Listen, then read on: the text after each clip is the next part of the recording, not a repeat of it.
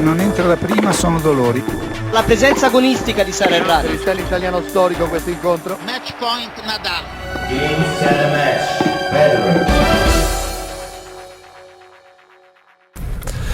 A very lovely evening from fucking freezing Stuttgart.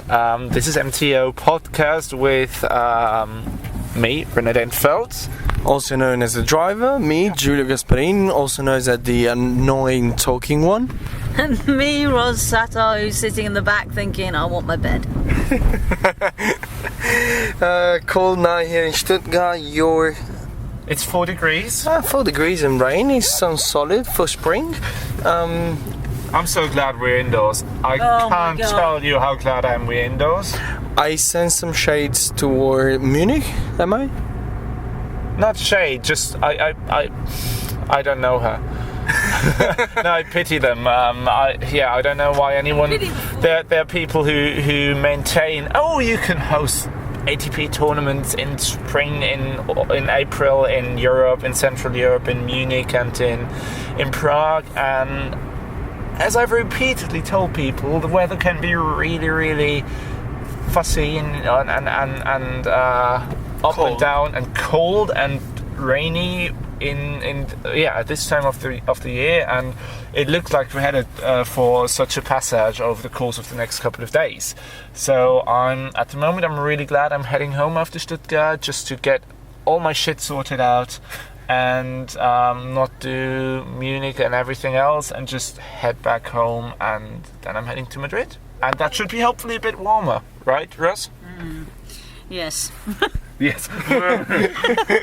I bloody hope so, because I tell you what, it is absolutely parky here, and this seems to, I don't know why, but isn't this supposed to be the fun fair time? And I don't see any fun fair. Well, I see lots of drunk Germans. Drunk people walking home from the fun fair. Okay. All right then. Well, we never did go to the fun fair, didn't I? no. Well, looking at those people, I'm actually not too mad about them. Okay. Well, tennis. Oh yeah, there was some of that today. You know, you kind of always remember around this time of the day that we've been working with tennis all day. At least it's good, easy, cold, and 2 matches, 2 semi-finals, one as not as you expect, but we expected a tough match in one and we had it. We expected an easy match in the second one, we had it. We didn't expect the winner of the second one. So Ross, tell them all, what's the final tomorrow? The final is defending champion Angelique Kerber versus local heroine Laura Siegemund. Siegemund. I can't even deal. Like a couple of days ago I said, if Siegemund drives down the ramp in the Porsche, I'm going to drop off of my chair literally dead, because it's just How like, are you going to jump if you're dead? Are you not just going to drop off dead. Okay, drop off dead. Yeah, that makes more sense. Yeah. Because if you jump off, you're not going to be very dead, are you? I'm just baffled because it's like Well, fairness, I said, if you remember, after she beat Halep, I said, if she's driving home with a Porsche, I'm never ever coming back.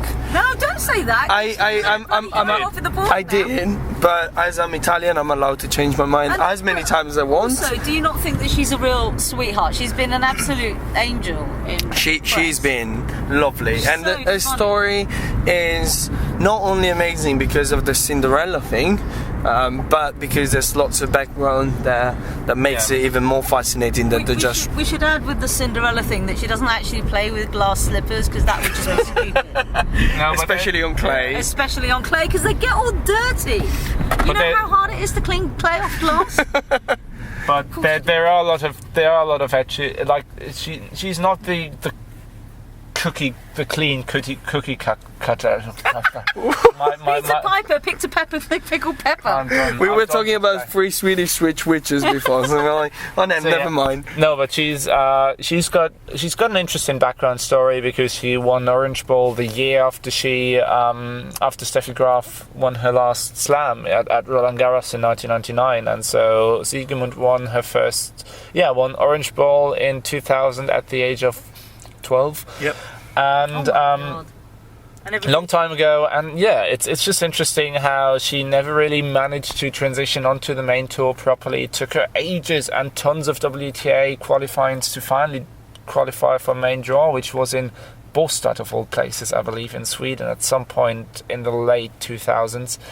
But yeah, her career took a turn for the worse afterwards. Just played on, never really got the results. Injured herself. Well, yeah, got a pretty bad injury with the ligaments in 2012 or 2013, I believe. And yeah, at that point she just said, I'm going to shift my focus a little bit. And so she decided to take up a degree in psychology, which you'll hear about a little bit later, and she also did a coaching degree with the German Tennis Federation, and that's also something that she really enjoyed, that she finished as the best of her class. And I think it's time for you to hear a bit more about Miss Laura Siegemund, who was born in Filderstadt, which some of you might remember, which was the old venue for the Porsche Tennis Grand Prix just down the road from here. It's just down the road from Stuttgart, a couple of miles away from here, literally.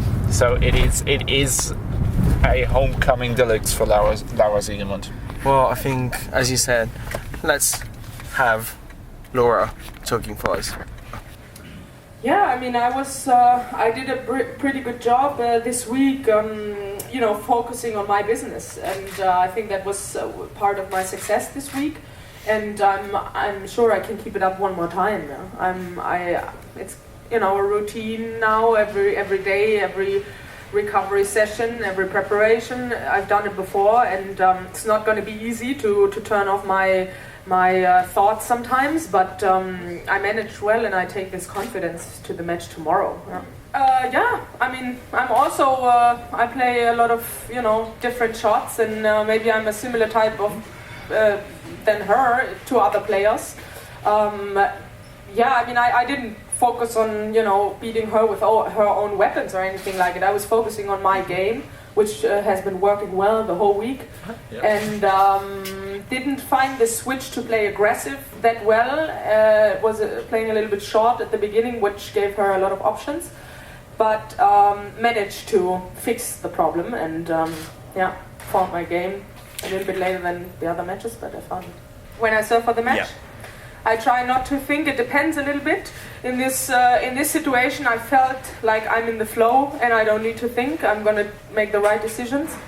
Sometimes you feel you're not in the flow, and then it's good to have a good strategy. Have a good strategy every single point. But today I felt I stood up of the break, and I knew I have to I have to trust my intuition, and it worked well. Sometimes you get up from the bench differently. It's very individual in that situation. Yeah. But I was very focused. I was very calm, and if it was 5-all, I'd have a plan as well. So I felt good. Yeah. Was your thesis actually really called Choking Under Pressure? Yeah, it's called Choking Under Pressure in professional sports with a. It was about an intervention not to have choking under pressure for athletes, and I took tennis as an example, but it was really more for general sports. So.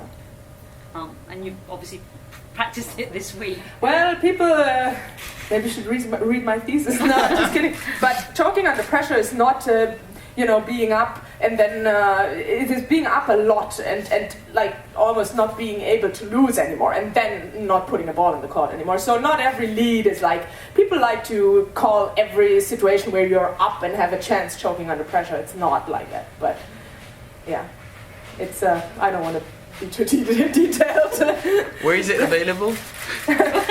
It's not really available. No, I don't have experienced that. I mean, I have a couple of examples. No, I don't know how you say. I have a couple at home that I give away to people that are very interested in it. But I have to say, it's not in. It's only in German. Only the abstract is in English. So I don't think it would be too. Maybe after this week, probably you have to do a book. You could write a book about this tennis life, that's for sure. I would say, to sum it up, a lot of people are talented. I was very talented when I was young. I learned that not only hard work is going to reward you. It's a lot of things that have to come together to make a champion out of a talented player. And a champion is someone that can deal with the whole situation of being a professional athlete. That's sitting here talking to the media, that is nutrition, that is mentals. There is so much about it. It's maybe, you know, a champion gives everything even on a bad day and just tries to be very professional even when it's very hard. That's a champion, and it has not a lot to do with talent. Which kind of driver? A little bit aggressive. But I have a rule. I was getting a lot of tickets, and then it was getting too expensive. It was back in the time when I was not playing main draws, and I started to not speed if I'm the first one to speed. So I go behind people that go very fast, and then they get flashed, and I'm like, this is what. So yeah, I mean, like, and I don't know if Aga knew the story behind her. I don't think so. I'm not sure but she cared, to be honest. no, but whatever the reason is, also Aga was surprisingly gracious in defeat. Yeah, I mean, to be fair, she can be gracious in defeat, but she was. I think that's the charm of the Stuttgart tournament. It's a small tournament. Everybody is all lumped in together. The players have to walk through where we're all sitting to come and talk to us in press. Quite often they'll walk by and wave and, you know, or just at least acknowledge that we're bashing away at our keyboards. And I don't think you get that in very many other tournaments. 9 times out of 10 you're all somewhere else and they just come through for their press. She was pretty funny. I mean, it's always hard, I think, for people who bitch and moan and have a go at journalists for asking stupid questions. You have to remember, we have to ask them post-match questions. We can't go into what is your favourite colour underwear and talk to them like fans. We just can't. And it's a post-match interview. It's not a feature and it's not a one-to-one. So some poor schmuck has to take it. You know, we have to take it in turns to ask so what went wrong out there today? Yeah. Because the WTA want those quotes for their piece. We need to put a reason. Anyway, for Radwanska, we managed to make her smile at the end. At Indian Wells, the theme of her interviews was cheesecake, and what was the cheesecake of the day. So I did ask, you know, if we had to club together and buy her a cheesecake, what would it be? When she just kind of said, right now I'm having everything, so just load it up. But, you know, it was a tough loss for her. She had no answers today, and Siegemund went for everything. She met her pace for pace with variety, or variability, as she likes to call it. And basically, I think when Radwanska's faced with her game being done at her every bit as good, if not better, on the day, it flummoxes her. She had nothing was working. It was she looked pedestrian, and you know that's not something you say about Radwanska very often. Yeah, I agree, and I think it's also something where that hurts her pride, because I think she prides herself a lot on the fact that she is not the typical brainless ball busher, the way that Julia Gasparin is on court, which he denies, but I am not. Anyways, never mind. That's a full chapter of another one. But yeah, I think she takes a lot of pride in the fact that she has a lot of variety, that she does a lot of that she has a beautiful game at times, and when someone comes in, intelligent game, and when someone comes in who just outfoxes her at the cat and mouse game, essentially, that is something that can't sit well with her. And it was a great performance by Siegemund, but for Radwanska it was a tough loss, but it wasn't the worst entry or the worst beginning of a clay season that she's ever had, and that's something that she took a little bit of solace in, and that was good to see. Yes, well, semi-final is not bad, especially on clay, so still okay. Of course, you're always disappointing after those kind of matches, but I just come back stronger next year and do better. Clay court season, it's just started, so hopefully I can play the same tennis I was playing here. To be honest, I don't mind really. They can be twice louder. I just don't mind, you know. It's, of course, obviously, I was playing against Germans, so I knew what to expect, but well, I was playing so many years, first cup as well, in the weird places, and so many things happened, so I'm really used to it. Well, some players take out the frustration of a loss in different ways. Like we've heard during the week, some just destroy a racket in the locker room, some others just watch depressing movies. How do you cope with it? Well, I think I'm too old for those movies. But, well, of course, different.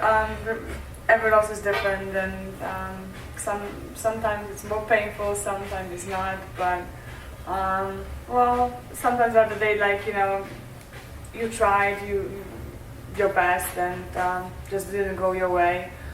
Sometimes when you lose after a couple of match points, that is a different story, of course. And then, like you said, the first option, the rackets can be an option.